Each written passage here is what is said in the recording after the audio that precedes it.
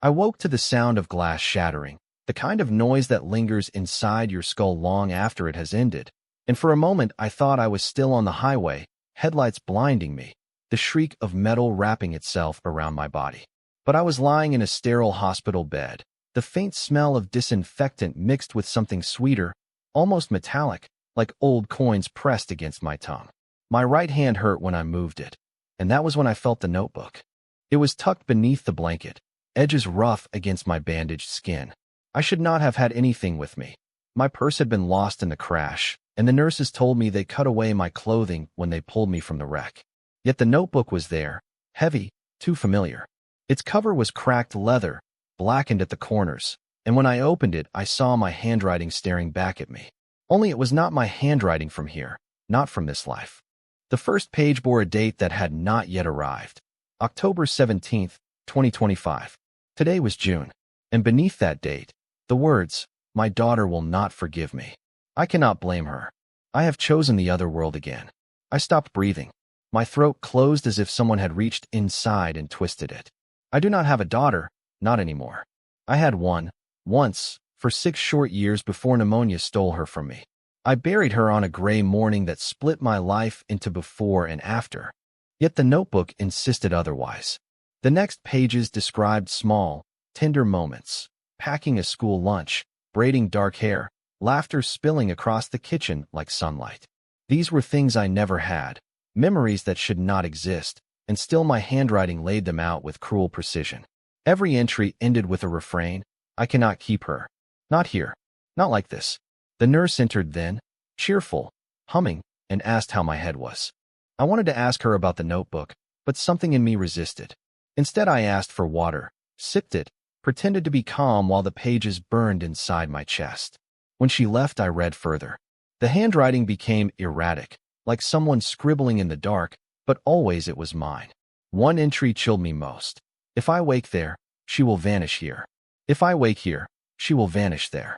I am both, but I am breaking. Remember the accident. Remember the mirror glass." I pressed my face into the pillow, trying to push the words out of me. But when I closed my eyes, I saw another kitchen, another home, a child's hand tugging at mine, and the sensation was so vivid that I nearly called her name out loud. I did not know her name, and yet my lips shaped it. Discharge came 2 days later. My husband, Mark, picked me up, his face pale with relief and exhaustion. He carried my bag, kissed my forehead, spoke of insurance forms and repair estimates. Normal words. But when we pulled into the driveway, I felt something wrong.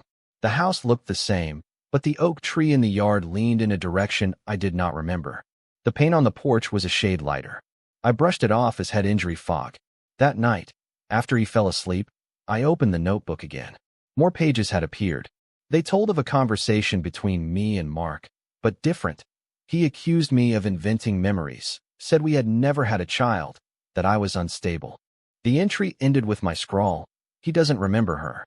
Or perhaps in this place, she was never born. I crept into the hallway, heart pounding, and paused outside the spare bedroom. We use it for storage. Boxes stacked high, dusty curtains.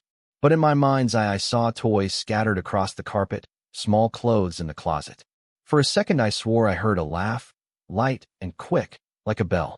I flicked the light switch. Only cardboard, old books, a broken lamp.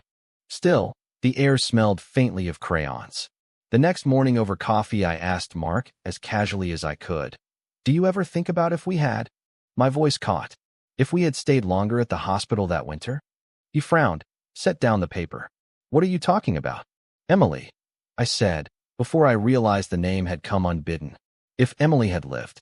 The mug slipped in his hands, hot coffee spilling across the table. He stared at me, and in that silence my stomach turned to ice. "Evelyn," he whispered, "we never had a child named Emily. We never had any children." The notebook lay hidden under my pillow that night, and I could not sleep. I flipped through its pages until my eyes blurred, until words became shapes, until the refrain echoed louder than my thoughts. Remember the accident. Remember the mirror glass. I got up, went to the bathroom, and stared into the mirror. My reflection stared back, familiar yet wrong. The scar from the crash ran along my jaw, but for an instant I saw another version of myself, unscarred, eyes harder, a woman who had lived with a daughter named Emily. She mouthed the words before I could. "We are breaking." The notebook fell from my hands, pages fanning across the floor. One sentence, written larger than all the others, stared at me. "Tomorrow you will meet her." And that was the moment I realized the accident had not been an ending. It was the beginning of something else, something that wanted to unmake me. The next day arrived heavy with unease, as though the air itself anticipated something my mind could not name, and I carried the notebook with me like contraband, hidden inside my coat pocket, its weight digging into my ribs. At work, my colleagues greeted me with sympathy, asked about recovery, joked gently about concussions, but their voices sounded like static, blurred and meaningless against the constant thrum in my head. "Tomorrow you will meet her." My hands shook whenever I touched a pen, as though writing anything now might tether me to the wrong reality. By noon I could no longer focus on reports, so I left early, telling the receptionist my headache had worsened. She gave me that pitying look, the same one people reserve for those who they secretly believe are broken forever. On the drive home, traffic slowed near the intersection where the accident had happened. My chest tightened, vision tunneling, and I almost swerved before catching myself. The shattered glass, the crunch of steel, the sudden brightness, it all returned like a flood. In that instant, I remembered something the notebook had written before I had ever read it: the mirror glass. My car window had shattered into 1,000 fragments, and for a heartbeat, each fragment reflected a different Evelyn staring back at me. Some were crying, some screaming, some calm, and one smiled with unbearable serenity. When I blinked, only my own fractured reflection remained, bleeding and gasping in the wreckage. I should have dismissed it as trauma, but now I knew better. When I reached home, the house was too quiet. Mark's car was in the driveway, but he was not in the living room, not in the kitchen. I climbed the stairs slowly, heart knocking against my ribs, and paused at the spare bedroom door. It was ajar. Inside, sunlight spilled across the carpet, and for a moment my breath caught. The toys were there.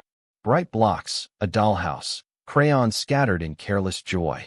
A child's sweater hung over the back of the chair. But when I blinked, the room was bare again, only boxes and dust. Mark stood at the window, staring out, his shoulders tense. "You left work early," he said without turning. His tone was off, controlled, too measured. "I wasn't feeling well, I managed." "Mark, did you ever imagine what it would have been like if we had?" The words faltered. He turned, his face pale. "You have to stop this," he said sharply. "Stop what?" "This obsession with something that never happened. Evelyn, you're scaring me. You keep talking about a daughter, but we never had one. Do you understand?" His eyes were wide, desperate, and for a second I thought he might grab me, shake me. Instead, he sagged, rubbed his temples. "The doctors warned me about confusion after head trauma. Please, just rest. Stop reading into things." I wanted to tell him about the notebook, about the entries that appeared overnight, but instinct screamed that I should not. He would think me delusional, maybe even dangerous. So I nodded, pretended to agree, and later slipped into the bathroom to read again. More words had appeared, darker this time. "Mark is beginning to suspect. He will not help you. He will only anchor you here. You cannot trust him." My stomach nodded. Was the notebook guiding me or manipulating me? I threw it against the wall, but when I picked it up again, the sentence had changed. "You will meet her tonight." At dinner, Mark tried to act normal, speaking of bills and chores, but I could see his hands tremble each time he lifted his fork. He was afraid of me, or afraid for me. Either way, the distance grew thicker between us, like fog neither of us could pierce. After we ate, he retreated to his office, leaving me alone with my pounding thoughts. I sat in the living room, notebook open on my lap, and waited. Hours passed. Nothing. The clock ticked toward midnight. Then, footsteps in the hall. Small, quick, not Mark's. I froze. The footsteps stopped outside the spare room. The door creaked. My pulse thundered in my ears. I forced myself up, legs trembling, and pushed the door wide. She stood there. A girl of about 8, dark hair spilling over her shoulders, eyes wide and shimmering like lakes I had never seen. She wore a faded yellow dress and clutched a stuffed rabbit against her chest. My throat closed. The name leapt out before I could stop it. "Emily." She smiled. A smile so heartbreakingly familiar I staggered back. "Hi, Mom," she whispered. The rabbit's ear dragged on the floor as she stepped forward. I wanted to collapse, to weep, to hold her, but fear rooted me in place. "You're not real," I gasped. "You can't be real." Her expression fell, and for an instant she looked so wounded it broke me. "You left me," she said softly. "You always leave me. But I found you again. Please, don't leave this time." I reached for her, but my hands passed through as if she were mist, and cold seared my skin where her form overlapped mine. She tilted her head, eyes filled with both love and accusation. "They want me back," she whispered. "But I don't want to go. I want to stay with you." The notebook slipped from my lap, pages riffling though no wind blew. Words scrawled themselves across a blank sheet as I watched. "Choose carefully. If she stays, another will fall. The balance must hold." Suddenly Mark's voice bellowed from behind me. "Evelyn, who are you talking to?" I spun around. He stood in the doorway, face pale with fear, eyes locked not on me, but on the empty air where Emily had stood. "God," he whispered, "you really are seeing things." He rushed forward, grabbed the notebook off the floor, and held it up. "This is what's doing it, isn't it? This damn thing." "Don't," I cried, reaching for it, but he yanked it away. His hands shook violently, knuckles white. "I should burn it," he said. "Whatever this is, it's poisoning you." Emily's voice cut through the air, icy and desperate. "Don't let him, Mom. If he burns it, I'll be gone forever." I lunged, trying to tear the notebook from his grasp. Mark shouted, shoving me back, and in the struggle the lamp crashed to the floor, shattering. Light flickered. For one terrifying second, 3 versions of Emily shimmered in the room. One crying, one smiling, one screaming, and then they vanished. The notebook thudded to the carpet between us, its pages open to a single sentence written in thick black strokes. "The choice begins now." I did not sleep that night. Mark locked himself in the guest room, refusing to speak to me, and I remained on the couch with the notebook clutched to my chest, as though it were both poison and antidote. Each time my eyes closed I saw her. Emily, her sad, pleading face, her words echoing, "Don't leave me." When dawn arrived I rose shakily, brewed coffee I could not drink, and stared at the fractured lamp on the carpet, shards glittering like frozen tears. Something had shifted between me and Mark, a fissure too deep to mend with apologies. His fear had hardened into something else, distrust, perhaps even hatred. I could not bring him back to my side, and the notebook knew it, feeding on the widening chasm. By mid-morning I decided to leave the house. The air inside pressed on me like a cage. I tucked the notebook into my bag and wandered through streets that felt both familiar and estranged, as though every storefront carried a memory that belonged to someone else. At the cafe on the corner, I ordered tea and sat by the window, searching for calm. That was when the man approached. He was in his late 40s, unshaven, wearing a long coat despite the warmth. His eyes locked on me the instant he entered, and he crossed the room with unsettling certainty. Without asking, he sat opposite me. "You found one," he said quietly. My stomach lurched. "Excuse me." He leaned closer. "The book. You have it. Don't deny it. I can see it in your face. The pull, the exhaustion, the fractures around you." My hands tightened on my cup. "Who are you?" "Someone who lost more than you can imagine," he whispered. "My name is Daniel. And if you want to survive, you'll listen." Something in his tone, the weary conviction, the absence of mockery, pierced my defenses. Against all reason I asked, "What do you know about it?" He exhaled, shoulders sagging. "The journals appear when a barrier weakens. They don't belong here. They leak from elsewhere. Some say they're anchors, others say lures. Either way, once you touch one, you're marked. You'll see pieces of lives that were never yours, lives you almost lived. And if you're not careful, you'll lose the life you still have." My pulse thundered. "Then why does it show me her?" My voice cracked. "Why Emily? Why a daughter I never had?" His gaze softened with unbearable pity. "Because in one branch of reality, you did have her, and she died." The cafe noise fell away. The words cut through me like glass. I shook my head violently. "No, she isn't dead. She was never born. Mark and I," my throat closed. "She can't be dead if she never existed." Daniel's expression darkened. "That's the trap. You'll cling to the version where she's alive, desperate to keep her, even if it means tearing yourself apart. That's how they work. The journals feed on longing." He leaned forward. "Tell me, have you heard the warning yet?" I froze. The warning. that if one stays, another will fall. My blood ran cold. The exact words the notebook had written. Daniel nodded grimly. It means the balance between realities must hold. You can't steal a piece from one world without giving up something from another. I learned that too late. He pulled back his sleeve. A faded scar ran along his forearm, a jagged mark like a wound never healed. My son, he whispered. In one reality he lived. In this one he drowned at 6 years old. The journal let me see him again, hear his laughter. I thought I could keep him, but the price was everything else. My marriage collapsed. My health. My mind. His eyes glistened. In the end, he vanished anyway, and I was left hollow. A silence hung heavy between us. I should have run, should have thrown the notebook into the nearest fire. But instead I whispered, I can't let her go. He closed his eyes briefly, as though mourning me already. Then he slid a card across the table. An address scrawled in ink. There are others. We meet to compare notes, to search for answers. If you come tonight, maybe we can help you resist, or at least understand. But be warned, once you know too much, there's no return. I stared at the card long after he left. The tea had gone cold. For hours I debated, stay trapped in the house with Mark's suspicion, or follow a stranger into the labyrinth the notebook had opened. By dusk, I found myself standing outside a derelict church at the address. Inside, candlelight flickered against peeling walls. A circle of people sat in silence, each clutching their own weathered book. Daniel greeted me with a sad smile and gestured for me to join. As I sat, the woman beside me leaned close. Don't speak the names you see, she murmured. Names have power across the rift. The meeting began.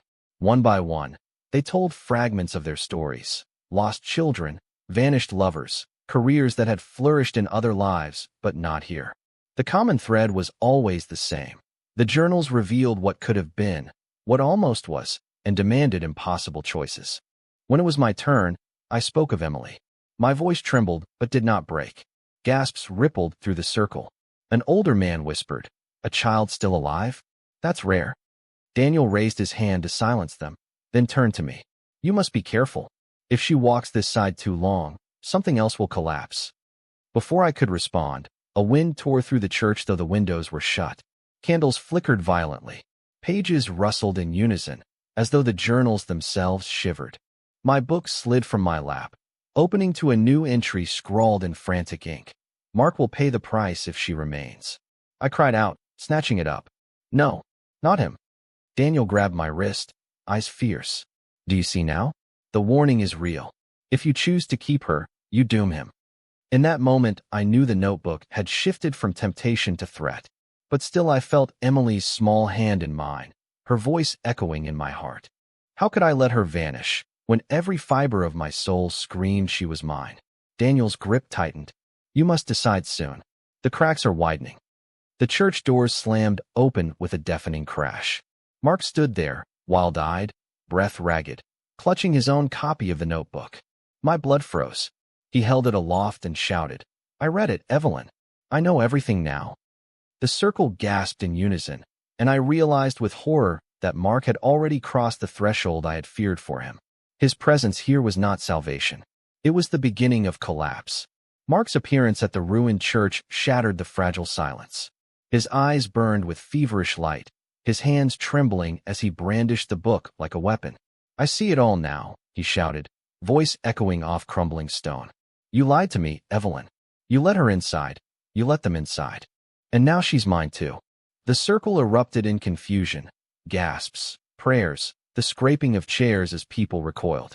Daniel surged forward, holding out a placating hand. "Mark, listen to me. You don't understand the danger. The journal is not what you think."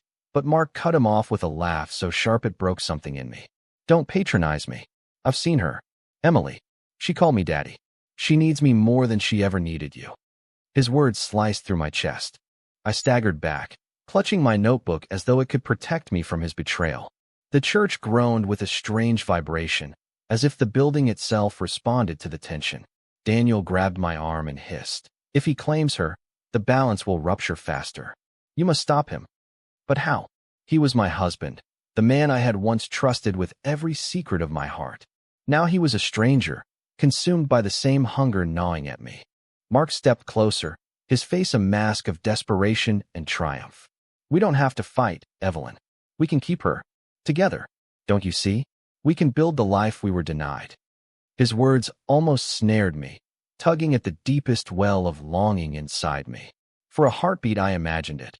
Emily between us at the dinner table, her laughter filling the home we once dreamed of. A perfect family restored. But then the notebook in my hand seared hot, pages flipping violently. New words carved themselves across the paper in dark ink. If both claim her, the world will break. I cried out, showing the others. Gasps rippled through the circle. Mark only sneered. Lies. It twists you, Evelyn. You've always been weak. Afraid to take what you want. That's why I'll be the one to keep her. You'll thank me when you see. He opened his notebook. A burst of wind howled through the church, extinguishing half the candles. Pages fluttered like wings.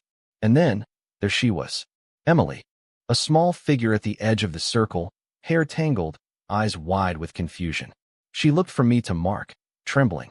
Mommy? Daddy? The sound of her voice tore me apart. I ran forward, reaching out, but Mark was faster.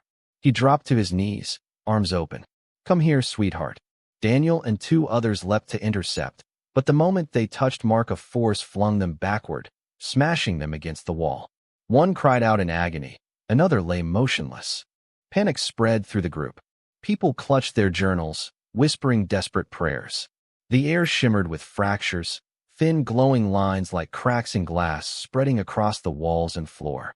The realities were colliding, bleeding into each other. Daniel dragged himself upright, blood on his lip. Evelyn, he shouted. You must choose. If she goes to him, all is lost. Stop him, even if it means. He didn't finish, but I saw the truth in his eyes. Mark extended his hand toward Emily, and she hesitated, torn between us. My heart thudded painfully. I wanted nothing more than to scream, to run, to collapse under the weight of this impossible moment. Instead, I forced my voice steady. Emily, look at me. She turned, small eyes glistening. Do you remember the song I sang to you? The one before bed? Her lips parted, and she whispered the first line, words that no one could have known but us. Tears blurred my vision. For an instant, she started toward me. Mark roared, lunging forward, and his journal blazed with light. The fracture widened, splitting the church floor in two. A chasm yawned, bottomless and humming with voices that were not human. People screamed as chairs and candles toppled into the void. I scrambled back, clutching Emily as she clung to me. Mark stood on the other side of the gap, his face twisted with rage. She's mine, he bellowed, the word reverberating like thunder. She was never yours alone. You always held me back. Not anymore. He raised his journal high, pages igniting with spectral fire. Daniel staggered beside me, gripping my shoulder. We can't hold this. If he binds her to his side, this world tears apart. You must end it. His meaning was clear. My hand shook violently as I looked at my husband. The man who once whispered love to me in the dark, who now stood as a stranger consumed by a phantom child. Could I destroy him to save what remained? My knees buckled, Emily sobbed against me, and the weight of choice pressed down harder than ever. The others fled through side doors, screams echoing into night. Only a handful remained, clutching their books, eyes wide with terror. The fractures spread beyond the church now. I saw the night sky outside rippling, stars flickering in and out as though realities competed for dominance. Mark's laughter filled the void. Look around you, Evelyn. This world is dying, but we can build another. With her. Just take my hand, and we'll step through together. I shook my head violently. At what cost? Everything else. Everyone else. His smile widened, grotesque. They never mattered. She does.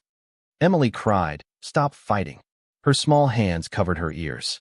The innocence of her plea broke me more than any threat. I realized then that no matter what choice I made, someone I loved would be destroyed. Either I let Mark take her and risk annihilation, or I ripped her away and killed the last remnants of the man I married. The journal in my hand flared again. New words appeared, seared across the page. One must fall so the other may remain. My scream tore free, raw and animal, as the church roof split and fragments of the sky began to rain down like burning shards. Daniel shouted over the chaos. Evelyn, decide now, before there's nothing left to decide. Mark lunged again, arm outstretched, his face a mask of fury and longing. Emily screamed my name. The world buckled, collapsing inward like a dying star. And with my heart breaking into pieces, I understood that I would have to choose between the man I once loved and the child I could not let go. The warehouse shook as if something beneath the floor was clawing to get out, the air rippling with heat, though no fire burned. The journals lay scattered around us, their pages glowing faintly like veins of molten stone, and Emily clutched one of them so tightly her knuckles turned white.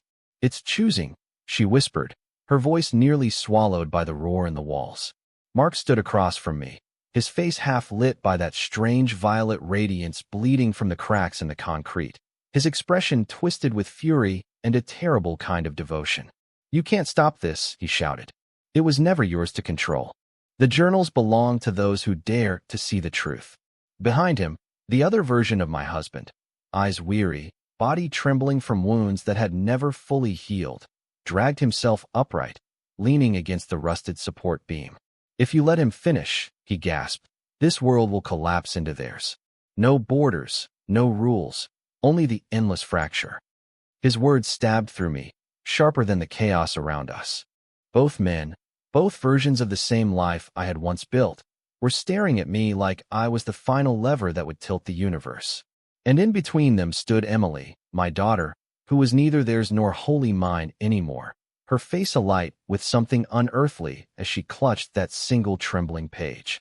"Mom," she said, and my chest almost caved at the sound of it. So small, so human. "It wants me." "No." I snapped, too quickly, too desperately. I stumbled toward her, but the floor buckled under my feet, the concrete fracturing into thin seams of light. Mark surged forward, reaching for Emily, his voice cracking with some terrible plea. "She's the key, don't you see? She can hold both realities, she can unify them. All the suffering, all the loss, it ends with her." He believed it. I could see it in his eyes, the conviction of a man who had given everything and could not accept that it had been for nothing. And part of me, the ugliest, most desperate part, wanted to believe it too. But the other man, my other husband, staggered closer, blood trailing from his temple, his voice raw with grief. "He's lying. If she binds them, she disappears. She won't exist in either world. She'll be devoured by the fracture.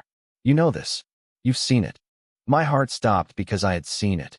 In dreams, in the flicker of pages that weren't supposed to exist, in that endless hum that chased us through city after city.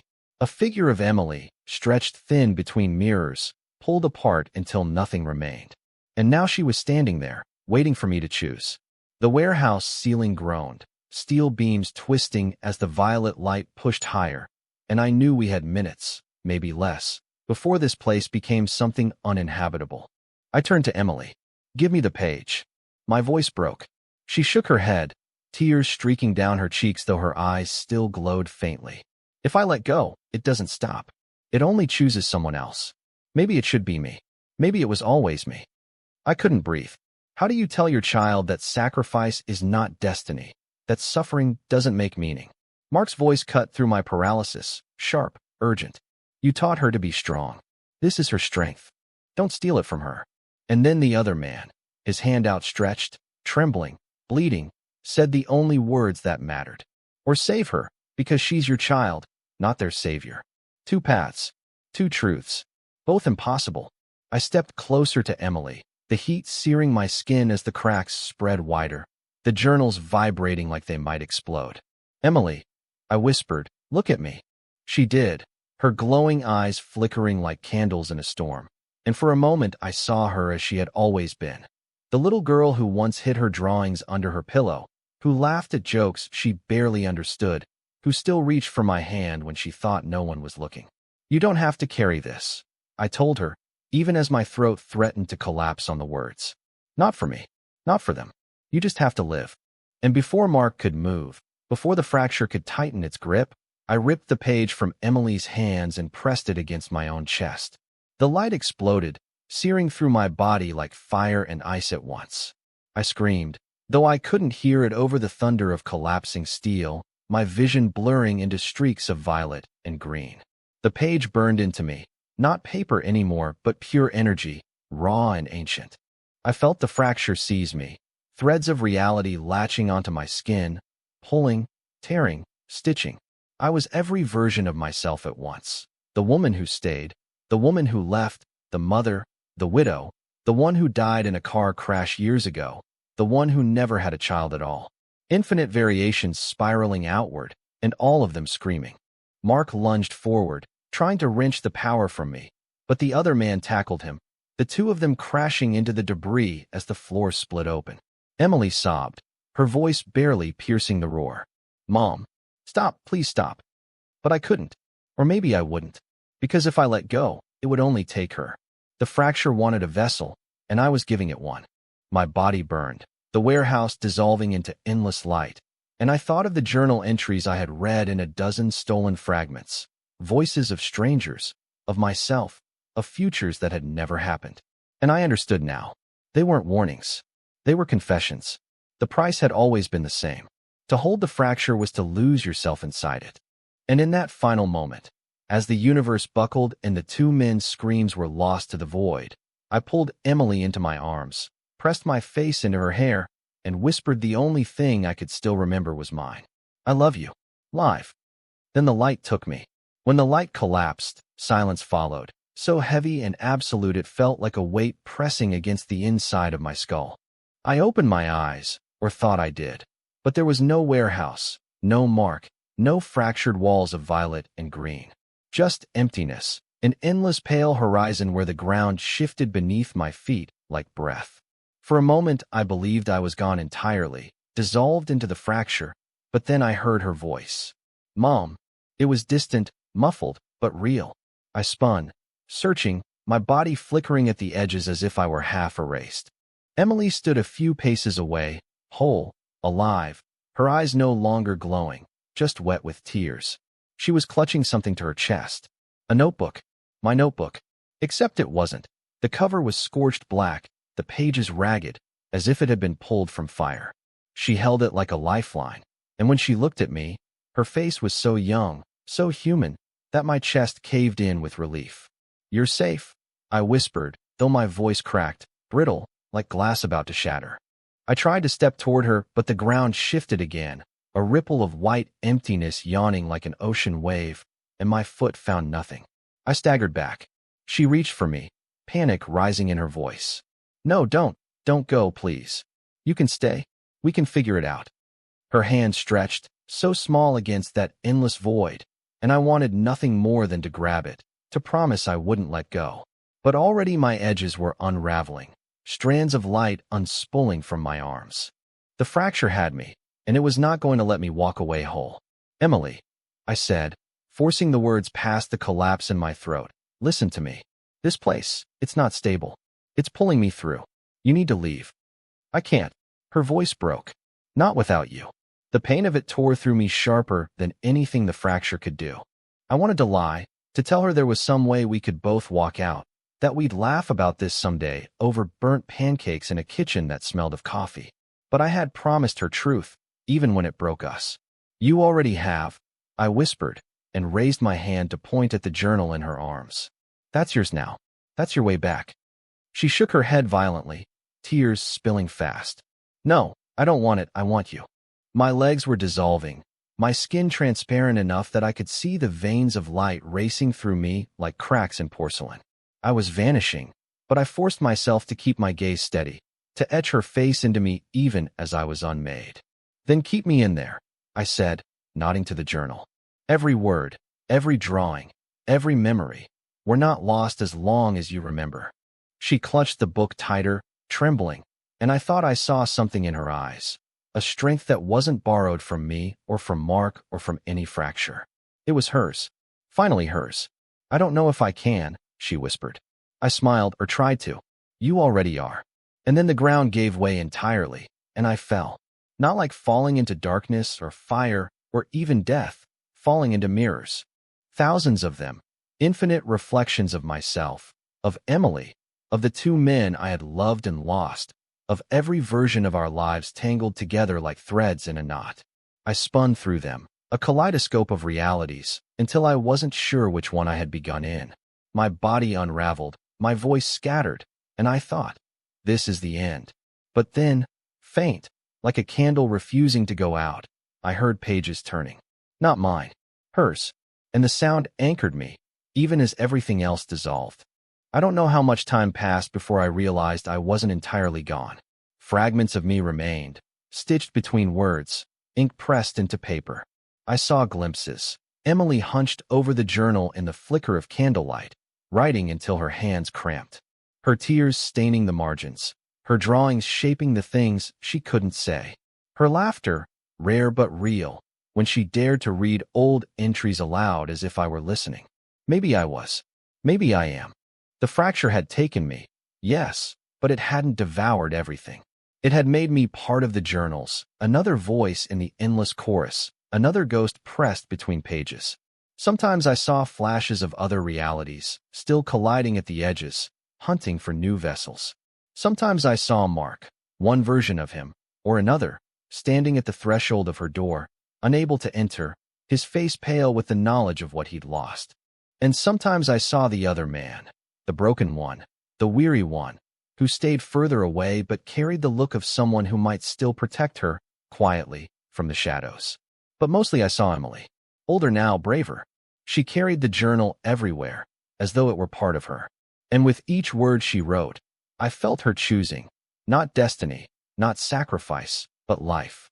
The last time I saw her clearly, she was sitting by a river under a sky I didn't recognize, the notebook open in her lap. She looked up, eyes shining not with fracture light, but with her own. I don't know if you can hear me, she said softly, but I'll keep writing. I'll keep you here with me. You're not lost. Her voice trembled, but the conviction in it was stronger than anything I had ever carried. And as she bent her head and the pen scratched across the page, I realized she was no longer just my daughter. She was the author now, the keeper of the journals, the one who would decide what story survived. The fracture might come again, might demand another price, but Emily would not be devoured by it. She would face it on her own terms. My sacrifice had not erased me. It had written me into her. And maybe that was enough. The horizon folded in on itself, and I drifted back into silence, leaving her to write the next line.